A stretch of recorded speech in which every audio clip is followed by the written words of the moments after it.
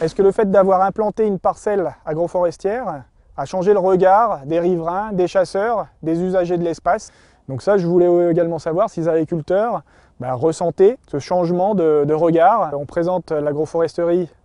comme étant une façon de diversifier son exploitation, comme étant une opportunité à saisir en présentant surtout les atouts de l'agroforesterie et principalement le fait que ça permette de maintenir un revenu et voire même de gagner de l'argent si on réussit à produire des arbres de qualité. Le deuxième atout qu'on présente, c'est celui qui permet de réduire l'impact des pratiques agricoles sur l'environnement, de préserver la qualité de l'environnement, et notamment par la lutte contre la pollution diffuse, le risque de pollution par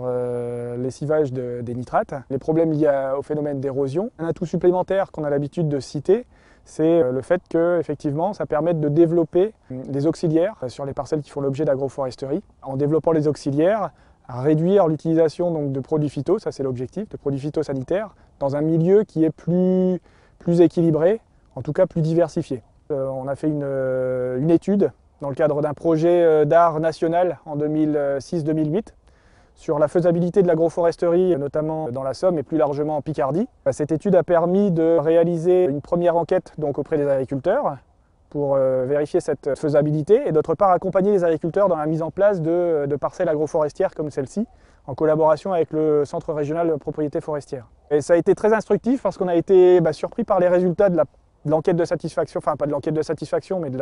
l'enquête de faisabilité qui a permis de montrer en fait sur un panel d'agriculteurs qui ont été interrogés, à la fois des agriculteurs en polyculture, donc en grande culture, en élevage, de tous âges, de tous systèmes, de mettre en évidence qu'il y avait 40% des agriculteurs qui étaient intéressés par ce type de système, en tout cas par la plantation de parcelles agroforestières. Et ça a été vraiment une des grandes surprises de cette enquête. On ne va pas non plus idéaliser et dire qu'on pourra planter de l'agroforesterie et des parcelles partout, en tout cas dans notre département, parce qu'effectivement il y a quand même une proportion non négligeable d'agriculteurs, si ce n'est pas les 40, c'est les 60% restants, qui étaient qui nous ont accueillis avec un petit sourire ou alors qui nous ont dit carrément non, ça ne nous intéresse pas du tout, donc ça reste une majorité, mais malgré tout, proportion importante qui sont ouverts en tout cas à ce type de pratique et qui s'interrogent, qui ont besoin d'informations et qui ont besoin également de voir, de toucher un petit peu, comme ici, des parcelles d'agroforesterie, pour se faire une bonne idée et puis savoir prendre une décision de réaliser ou pas ce type d'expérience sur leur exploitation. Il y a plusieurs motivations qui ont pu être mises en évidence chez les agriculteurs qui étaient intéressés par la plantation de haies ou de parcelles agroforestières. Ce n'est pas forcément la motivation économique qui arrive en premier, c'est d'abord une motivation environnementale, avec l'amélioration de la qualité des paysages, le regard que portent les riverains sur les pratiques agricoles, également la protection, la préservation de la qualité de l'environnement. Donc c'est des facteurs, en tout cas des raisons, que les agriculteurs évoquent avant l'augmentation du revenu. Après, il faut relativiser les choses. Le fait de diversifier son revenu arrive malgré tout avant les préoccupations environnementales dans notre étude, mais sous un aspect simplement diversification du revenu et pas forcément augmentation du revenu.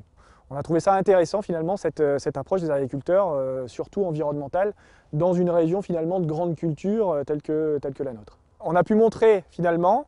un impact dépressif des haies sur la production en bordure de parcelles. On a montré également que cet effet dépressif existait lorsqu'il n'y avait pas de haies en bordure de la parcelle. Donc il faut relativiser aussi l'impact des haies sur les cultures.